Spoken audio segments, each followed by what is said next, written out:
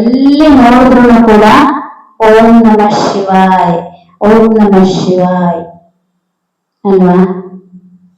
ಎಲ್ಲಿ ಬಂತು ಈ ಓಂ ನಮಃ ಶಿವಾಯ ಮಂತ್ರ? ಯಾವಾಗಿಂದ ಸ್ಟಾರ್ಟ್ ಆಯ್ತು? ದ್ವಾಪರ ಯುಗದ ಆದಿಯಲ್ಲಿ. ಸತ್ಯಯುಗ ತ್ರೇತಾಯುಗದಲ್ಲಿ ಭಕ್ತಿ ಇರ್ಲಿಲ್ಲ. ದ್ವಾಪರ ಯುಗದ ಆದಿಯಲ್ಲಿ ಸ್ಟಾರ್ಟ್ ಆಯ್ತು ಅಲ್ವಾ? ದ್ವಾಪರ ಯುಗದ ಆದಿಯಲ್ಲಿ ಪ್ರಾರಂಭದಲ್ಲಿ ದ್ವಾದಶ ಜ್ಯೋತಿರ್ಲಿಂಗಗಳ ಸ್ಥಾಪನೆ ಆಯಿತು. ಯಾವಾಗ ಭಕ್ತಿ ಪ್ರಾರಂಭ ಆಯಿತು, ದ್ವಾದಶ ಜ್ಯೋತಿರ್ಲಿಂಗಗಳ ಸ್ಥಾಪನೆ ಆಯಿತು, ಆಗ ಶುರುವಾಯಿತು ಈ ಓಂ ನಮಃ ಶಿವಾಯ ಮಂತ್ರ. ಓಂ ನಮಃ ಶಿವಾಯ ಎನ್ನುವುದೇ ಮೂಲ ಮಂತ್ರ. ಓಂ ನಮಃ ಶಿವಾಯ ಎಂಬುದೇ ಬೀಜ ಮಂತ್ರ. ಓಂ ನಮಃ ಶಿವಾಯ ಎಂಬುದೇ ಆದಿ ಮಂತ್ರ. ಈ ಮಂತ್ರಕ್ಕೆ ಸರಿಸಮಾನವಿಲ್ಲ ಬೇರೆ ಮಂತ್ರ. ಯಾವ ಮಂತ್ರ?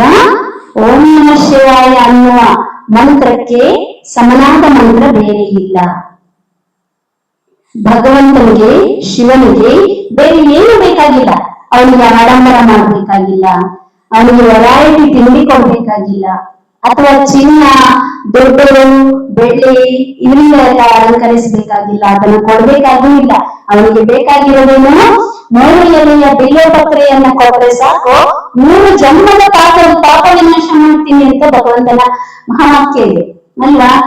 ತ್ರಿದಳಂ ತ್ರಿಗುಣಾಕಾರಂ ತ್ರಿನೇತ್ರಂ ಚ ತ್ರಿಯಾಯುಧಂ ತ್ರಿಜನ್ಮ ಪಾಪ ಸಂಹಾರ ಏಕ ಬಿಲ್ವಂ ಶಿವಾರ್ಪಣಂ.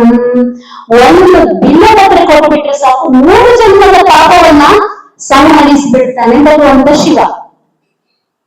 ಇನ್ನು ದ್ವಾದಶ ಜ್ಯೋತಿರ್ಲಿಂಗಗಳ ಸ್ತೋತ್ರ ಹೇಳಿದ್ರೆ ಸಾಕು, 7 ಜನ್ಮದ ಪಾಪ ಸಂಹಾರ ಆಗತ್ತೆ.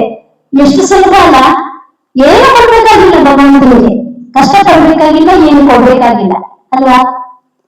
ಸೌರಾಷ್ಟ್ರೇ ಸೋಮನಾಥಂಚ ಶ್ರೀಶೈಲೇ ಮಲ್ಲಿಕಾರ್ಜುನಾಂ ಉಜ್ಜಯಿನ್ಯಾಂ ಮಹಾಕಾಲಾಂ ಓಂಕಾರಂ ಮಮಲೇಶ್ವರಂ. ಓಂ ನಮಃ ಶಿವಾಯ. ಪರಳ್ಯಾ ವೈದ್ಯನಾಥಂಚ ಡಾಕಿನ್ಯಾಂ ಭೀಮಶಂಕರಾಂ ಸೇತು ಬಂದೇತು ರಾಮೇಶಂ ನಾಗೇಶಂ ದಾರುಕಾವನೇ. ಓಂ ನಮಃ ಶಿವಾಯ. ವಾರಣಾಸಂ ವಿಶ್ವೇಶ್ವರಂ ತ್ರಯಂಬಕಂ ಗೌತಮೀ ತಟೇ ಹಿಮಾಲಯೇ ತು ಕೇದಾರಂ ಘರ್ಷ್ಣೇಶಂ ಶಿವಾಲಯೇ. ಓಂ ನಮಃ ಶಿವಾಯ. ಮುಂದೆ ಕೇಳಿ. ಏತಾನಿ ಜ್ಯೋತಿರ್ಲಿಂಗಾನಿ ಸಾಯಂ ಪ್ರಾತಪಟೇ ನರ ಸಪ್ತ ಜನ್ಮ ಕೃತಂ ಪಾಪಂ ಸ್ಮರಣೇನ ವಿನಶ್ಯತಿ.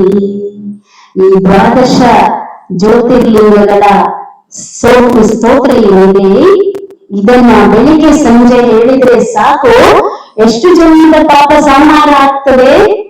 7 ಜನ್ಮ. ಸಪ್ತ ಜನ್ಮ ಕೃತಂ ಪಾಪಂ ಸ್ಮರಣೇನ ವಿನಶ್ಯತಿ. ಎಷ್ಟು ಸುಲಭ ಇದೆ. ಕಷ್ಟಪಟ್ಕೊಂಡು ಕೂಡ ಹತ್ಕೊಂಡು ಹೋಗ್ಬೇಕಾಗಿಲ್ಲ.